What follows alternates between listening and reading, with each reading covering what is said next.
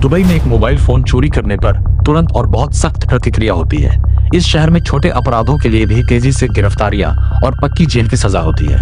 लेकिन वही पुलिस बल जो फोन चोरों का पीछा करता है, एक ऐसे शहर की निगरानी भी करता है जहां दुनिया के सबसे बड़े वांछित ड्रग तस्कर और जालसाज सरेआम रहते हैं। जिन लोगों के सिर पर 50 लाख US डॉलर का इनाम है, वे बुर्ज खलीफा में आराम से कॉफी पीते हैं, उसी कानूनी व्यवस्था के साये में जो मात्र 5 ग्राम ड्रग्स मिलने पर मौत की सजा दे देती है। सैकड़ों पत्रकारों द्वारा जांची गई एक बहुत बड़ी लीक दुबई अनलॉक रिपोर्ट ने आखिरकार इस सच्चाई को सबके सामने ला दिया। इसमें खुलासा हुआ कि संयुक्त अरब अमीरात की आलीशान इमारतों में प्रतिबंधित आतंकवादियों, अफ्रीकी तानाशाहों और अरबों डॉलर के वैश्विक घोटालों के पीछे के मास्टरमाइंड्स की संपत्ति छिपी है। ये माहौल कोई संयोग नहीं, बल्कि एक सोची समझी योजना है। सड़कों पर पूरी शारीरिक सुरक्षा और व्यापारिक मामलों में पूरी वित्तीय गोपनीयता सुनिश्चित करके दुबई ने एक ऐसा तंत्र बनाया है जो हर हाल में वैश्विक पूंजी को अपनी ओर आकर्षित करता है। दाऊद इब्राहिम, जिसे एक घोषित वैश्विक आतंकवादी माना जाता है, उसने 42,000 करोड़ रुपए से अधिक का साम्राज्य यहीं से संचालित किया।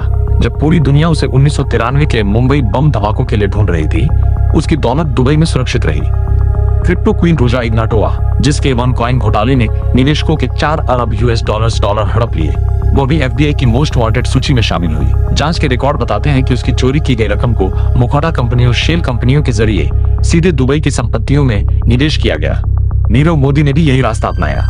भारत के बैंकों से 13,000 करोड़ रुपए का घोटाला करने के बाद वो दुबई के शानदार दफ्तरों से अपना काम चलाता रहा, जबकि उसके खिलाफ अंतर्राष्ट्रीय वारंट जारी थे। दुबई के पास मध्य पूर्व में सबसे उन्नत निगरानी और पुलिस व्यवस्था है, तो फिर कानून लागू करने में इतना सक्षम शहर दुनिया के सबसे खतरनाक अपराधियों के लिए एक सुरक्षित पनाहगाह क्यों बना हुआ है? 1930 के दशक में दुबई पतन की कगार पर खड़ा एक मामूली मछुआरों का गांव था। वहां कोई गगनचुंबी इमारतें नहीं थी, बस मोतियों की तलाश करने वाले गोताखोर थे जिनका काम दुनिया में कम होता जा रहा था। संकट तब और बढ़ गया जब जापान से कृत्रिम मोतियों ने बाजार पर कब्जा कर लिया। 1958 में शेख राशिद ने दुबई क्रीक खाड़ी को गहरा करने के लिए कुवैत से एक बड़ा कर्ज लिया। उनका लक्ष्य जलमार्ग को इतना गहरा बनाना था कि दुनिया के सबसे बड़े व्यापारिक जहाज वहां आ सके, भले ही शहर पहले से ही कर्ज में डूबा था। उन्होंने करो टैक्स को लगभग शून्य कर दिया और अंतर्राष्ट्रीय नियमों को अनदेखा किया। इसने दुबई को सोने की तस्करी का दुनिया का मुख्य केंद्र बना दिया। दुबई में सोना कानूनी था, लेकिन भारत में अवैध। दोनों के बीच एक पुल बनकर दुबई ने काले बाजार के जरिए अपना पुनर्जन्म किया। 1958 में लंदन की एक बैठक में शेख राशिद ने स्वीकार किया था कि दुबई का अस्तित्व पूरी तरह से इस तस्करी के व्यापार पर निर्भर है। उस समय की इस मानसिकता ने शहर का स्थायी सिद्धांत बना दिया। आर्थिक विकास के लिए एक ऐसी व्यवस्था जरूरी है जो पूंजी के स्रोत से ज्यादा व्यापार की रफ्तार को महत्व दे।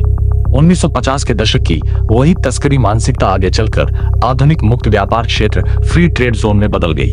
विदेशी स्वामित्व और शून्य कॉर्पोरेट टैक्स का लालच देकर दुबई ने 6,000 वैश्विक कंपनियों को यहां अपना मुख्यालय बनाने के लिए राजी कर लिया। इसी व्यवस्था ने रियल एस्टेट की कमियों को जन्म दिया। गुप्त जांचों से पता चला है कि प्रॉपर्टी डेवलपर्स खुलेआम नकदी से भरे बैग और अनियमित क्रिप्टो करेंसी स्वीकार करते हैं। जब पैसों की वैधता के बारे में पूछा जाता है तो एजेंटों का सीधा जवाब होता है, ये हमारा काम नहीं है।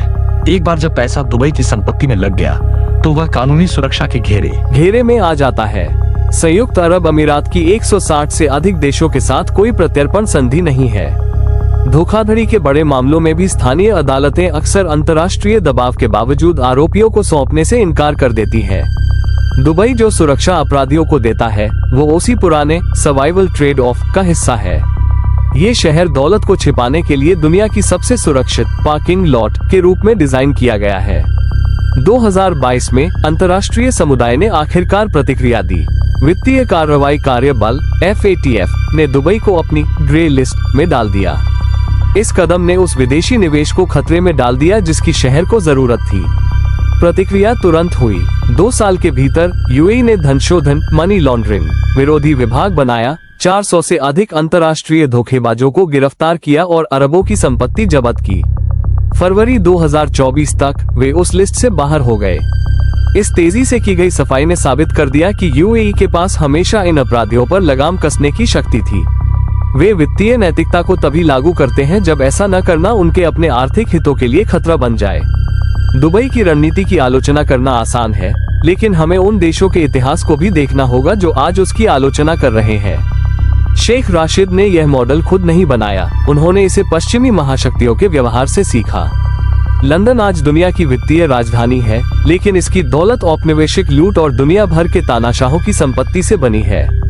अनुमान है कि दुनिया का लगभग 40% अवैध पैसा आज भी ब्रिटेन की वित्तीय प्रणाली और रियल एस्टेट के जरिए घूमता है। स्विट्जरलैंड ने बैंकिंग गोपनीयता के नाम पर दशकों तक नाजी सोने और युद्ध के मुनाफे को सुरक्षित रखा। आज जो देश अंतर्राष्ट्रीय वित्तीय नैतिकता का पाठ पढ़ाते हैं, उन्होंने अपनी नींव लूट, गुलामी और औपनिवेशिक शोषण से रखी थी। उन्होंने नियम तभी बनाए जब वे इतने अमीर हो गए कि नियमों का पालन कर सके। साम्राज्य बनाने के इतिहास में लंदन से लेकर ज्यूरिख और दुबई तक कुशलता हमेशा जीवित रहने की पहली शर्त रही है, और नैतिकता आमतौर पर तभी लिखी जाती है जब दौलत सुरक्षित हो जाती है।